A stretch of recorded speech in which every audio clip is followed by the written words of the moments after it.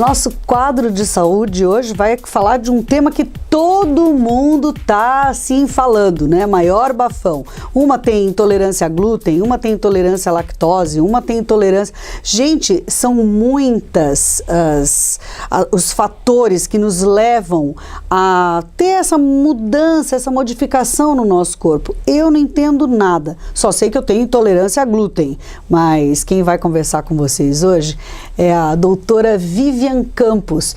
Ela é feríssima, porque além de médica clínica geral, ela é também nutróloga. E isso faz a diferença, né, Vivi?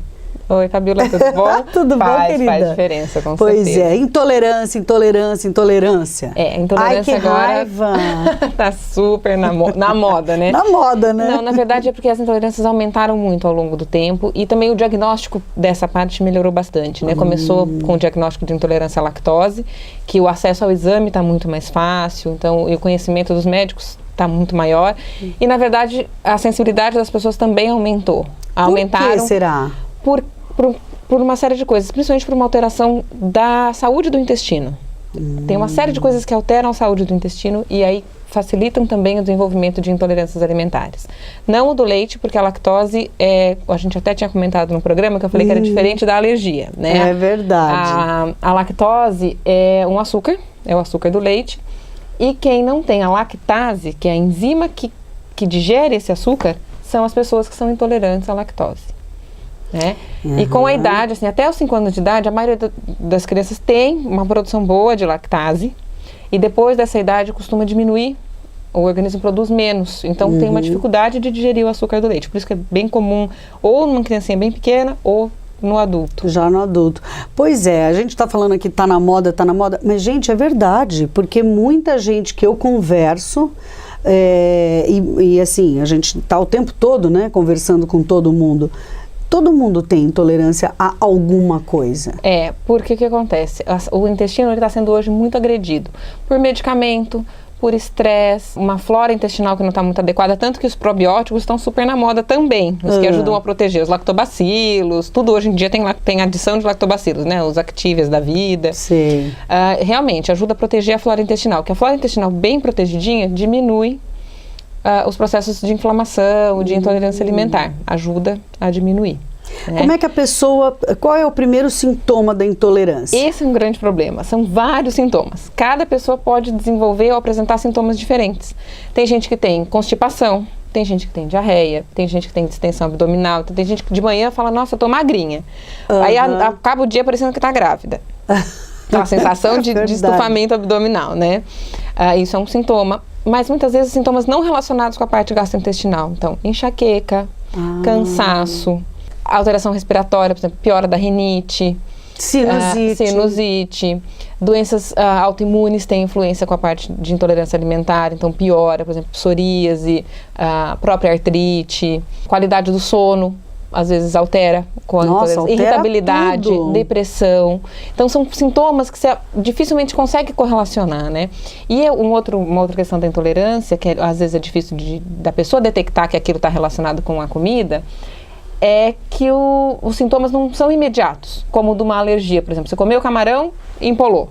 Não é assim. Às vezes você come e demora até 3 dias para ter um sintoma. Então, para ter a dor de cabeça. Então, você comeu chocolate. Se você tem intolerância a cacau, daqui 3 dias você tem a dor de cabeça. É difícil de você correlacionar com aquele chocolate que você comeu há 3 dias. Claro. A gente já nem lembra mais, porque já está comendo outro. Exatamente. Ela vai me bater aqui no ar. Pá! Chocolate só um pouquinho, de vez em quando pode, não tem problema. Mas é de vez em quando. Hoje uma coisa que facilitou bastante é que nós temos métodos de diagnósticos mais fáceis, né? Então hoje já tem métodos laboratoriais, tem algumas técnicas que a gente pode fazer no consultório para detectar a intolerância alimentar. Então isso também aumentou o diagnóstico. Então por isso que está tão na moda, porque como a gente tem uma facilidade maior de diagnosticar, as pessoas estão tendo maior conhecimento. Eu tenho muitos pacientes que têm intolerância a pepino, abacaxi, Teve uma que teve até aspargos. Meu Então, Deus. tem alguns kits de laboratório e tem alguns kits que a gente consegue fazer no consultório. E Então, isso é rápido, é um exame rápido e fácil, né? Indolor, super tranquilo. E muda muito a qualidade de vida da pessoa, né? Porque ela deixa de ter esses sintomas, então melhora a disposição, melhora, imagina, tem vários pacientes que tinham enxaqueca crônica, tomavam uma série de medicações que na verdade pioravam o intestino, porque os anti-inflamatórios agridem muito a mucosa intestinal, aumentando ou facilitando a intolerância alimentar, e retirando o alimento melhora. E também tem a alergia alimentar tardia, que também é diferente daquela do camarão ou da imediata, que é de comer e aparecer o sintoma. A alergia tardia é parecida com a intolerância alimentar, mas o mecanismo dentro do organismo é diferente. Mas os sintomas são muito parecidos. Então pode ter a dor de cabeça, pode ter a rinite, pode ter a asma por conta, a dermatite atópica, a urticária por conta da alimentação. Olha e aí só. a gente tem um tratamento com imunoterapia. Você consegue dessensibilizar o organismo e a pessoa consegue voltar a tolerar aquele alimento. É mesmo? Então tem cura, vamos dizer assim. Tem, dependendo do caso tem. Por exemplo, da lactose, a cura, ou na verdade não é cura, é o tratamento, você pode usar a enzima da lactase. Então, em alguns casos, a gente tem, para manipular ou para comprar pronta, a enzima que ajuda a digerir aquele alimento que tem a intolerância. Entendi. Porque na verdade, a intolerância, geralmente, é a deficiência de enzimas para digerir aquele alimento. Aquele alimento é mal digerido e aí o organismo absorve pedacinhos maiores do que deveria. E isso causa um processo inflamatório e pode dar essa série de sintomas. Glúten também. Glúten também. Põe a enzima pra dentro e pode comer. Oba, oba. Ah, não tem? Não. Ah, eu tava achando bom demais pra ser verdade, gente. Mas tem algumas enzimas que ajudam na digestão do amido em geral. E aí, de proteínas em geral. Então, pode ser que melhore uma quantidade pequena, não constante. E existem graus de intolerância, né? Porque depende da saúde do intestino também. Entendi. E do quanto o organismo tem ou não tem as enzimas. Tem gente que tem um pouquinho de lactase. Então, se ele comer um pedacinho de queijo no dia, vai estar bem. Beleza. Agora, se ele comer de manhã queijo, iogurte, leite, aí no lanchinho mais um iogurte, mais um pedacinho de queijo, aí ele já não consegue tolerar. Entendi. Cada caso é um caso. Cada caso é um caso. Intolerância né? alimentar e alergia alimentar é bem individual. Então, inclusive eu quero aqui tocar até num assunto, por exemplo, os bebês que choram, né? Tem bebê que chora, fala assim, é o bebê chatinho. Não, gente, bebê quando chora tem alguma coisa. Tem alguma coisa. E pode ser, inclusive, a intolerância da mãe. Pode, assim, os bebês que têm amamentação de leite materno, às vezes é alguma proteína que está vindo no leite que a mãe está comendo. Muitas vezes acontece. E os bebês que têm uma alimentação ou complemento com fórmula também podem ter, por exemplo, muito comum é da lactose. Tanto que já tem vários leites de fórmula industrializada sem lactose ou com as proteínas já digeridas para facilitar a digestão. Porque o intestino do bebê é muito novo, ele não tem muita capacidade ainda de processamento, as enzimas estão começando a ser formadas, então às vezes tem um pouquinho de dificuldade de digestão. E muitas vezes também tem muita formação de gases, porque esse intestino ainda está meio lento, está começando a se reconhecer, né? Quer dizer, as mamães que estão amamentando têm que ficar ligadinhas, tem que ficar ligadas, né? Porque muitas percebem, né? Por exemplo, o cacau é uma queixa muito comum de causar gases na criança. Os grãos, feijão, lentilha, grão de bico. Porque às vezes a mamãe está ali naquele processo de amamentação e acha que tem que comer melhor, né? Comer bem. Não, com certeza tem que comer bem, mas é importante se conhecer e conhecer o bebê, porque como isso é muito individual, ela tem que começar a perceber, hoje eu comi feijão, ele chorou um pouquinho mais, teve mais gases, ou regurgitou mais. Ficar ligadinha, né? Tem que E como que vai o bebê? Super bem, uma delícia. A gente tá falando de bebê porque ela acabou de ter o bebê, né, Vivi? Tá Ai, já lindo. pensou ser um bebê dessa mãe? Tudo de bom, né? Mãe sabe tudo.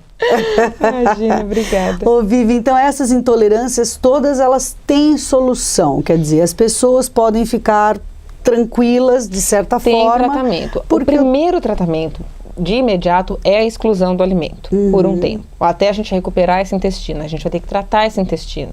Às vezes tem parasita intestinal que a gente tem que identificar, ameba, giardia, que são bem comuns. Então a gente tem que tirar esses agressores, a gente tem que repor essa flora intestinal, então usar uma série de lactobacilos. Às vezes só esses alimentos com probióticos não são suficientes. A gente hoje tem disponível misturas de lactobacilos que a gente pode manipular para recompor essa flora intestinal, né? Ver o que mais que está agredindo, quais são as toxinas, os medicamentos, às vezes usa muito anti-inflamatório, porque tem muita dor de cabeça por conta da intolerância.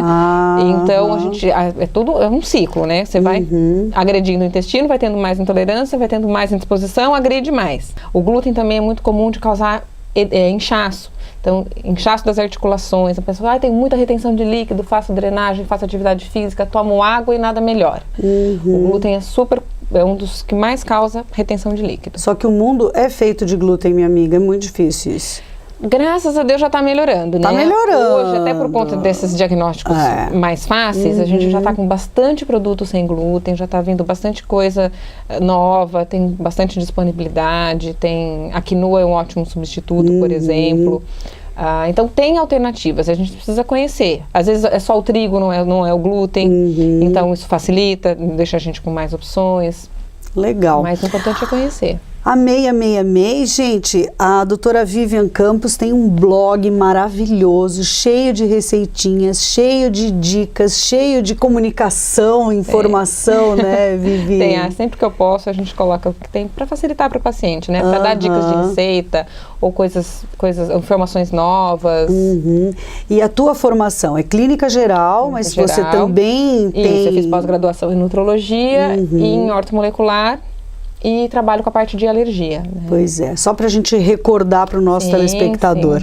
Né? Aí uma ajuda a outra aí. É verdade, fecha todo o ciclo, né? Sim. Porque um é o outro. Aliás, o nosso corpo é tão perfeito, né? A gente é que dá um tonhonhonho, né? Querida, muito obrigada você, pela tua entrevista. À disposição. Esse quadro de saúde tem sido um sucesso. A gente vai trazer os profissionais que realmente podem ajudar, os profissionais que a gente conhece e lembrando que estão aqui na nossa cidade, né? Todas as pessoas que passam aqui pelo programa são da nossa cidade, então hoje não precisa ir para nenhum lugar em busca de nenhuma informação, nenhum tratamento, que nós temos aqui em Joinville profissionais excelentes que cuidam da gente como um todo e é por isso que nós adoramos mostrar para vocês esses profissionais. O quadro de saúde vai ficando por aqui.